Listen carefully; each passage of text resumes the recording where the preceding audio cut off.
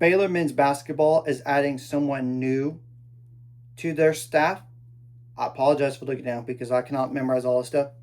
You guys need to think of the song "The Boys Are Back in Town" by Thin Lizzy. It is someone that Baylor Nation and Baylor fans are very familiar with, to say the least. According to Pete Thamel, Jerome Tang is headed back to Baylor as an associate head coach. Jerome Tang was the head coach at Kansas State from 2022 until this past year. We got fired in mid-year, and we have to see what happens on if there's going to be a settlement on the money situation. He was at Baylor for a long time prior to being a head coach at Kansas State, to say the least. He was on Scott Drew's initial staff, remember, back in 2003. He was just an assistant coach from 2003 till 2017. Then 2017 until 2022, he was the associate head coach. Prior to Baylor, he was the head coach at Heritage Christian Academy in Texas.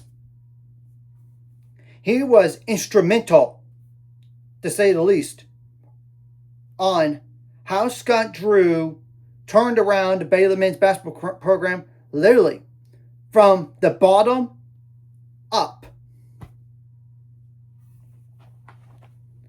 I mean, 2008, they finally made the NCAA tournament for the first time in a long time.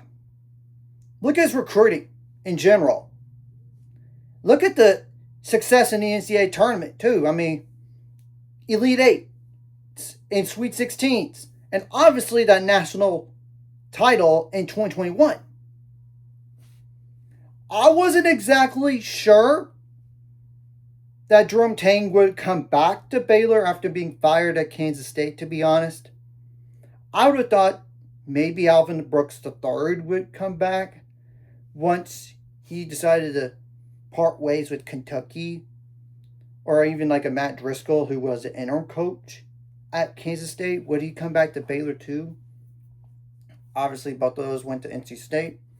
So it's going to be an interesting dynamic, to say the least, on what's going to happen on defense. Because Ron Sanchez is the associate head coach at Baylor too. And he is a defensive guy. So now you got two guys that are defensive. So really, that could really improve the defense. And the defense got worse a little bit ever since Jerome Tang left. And I honestly wasn't sure at the time, why would Baylor bring back Tang if they had already got a defensive guy in Ron Sanchez? But I'm all for this. And I'll be honest, I don't think Jerome Tang is going to leave Baylor again unless some better opportunity comes again. I just don't see it. I mean, he's been in Waco for a long time prior to Kansas State in the coaching business. And not all coaches are meant to be head coaches. This could be the case for Jerome Tang.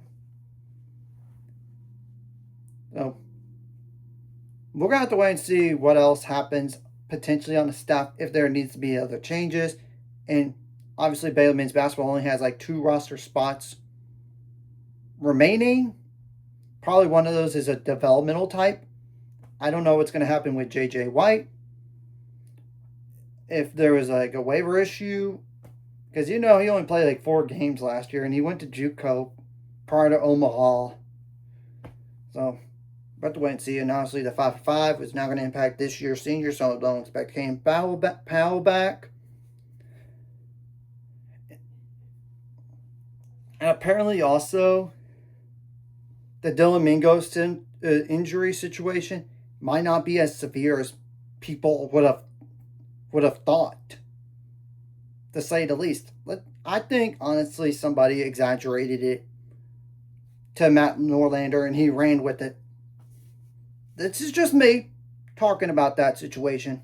And obviously, if Dylan Mingo does get healthy, he will be a starter for Baylor men's basketball next year. We're going to have to wait and see what happens from here. So anyways, if you like this content, hit the like, subscribe, and see you guys later on the road.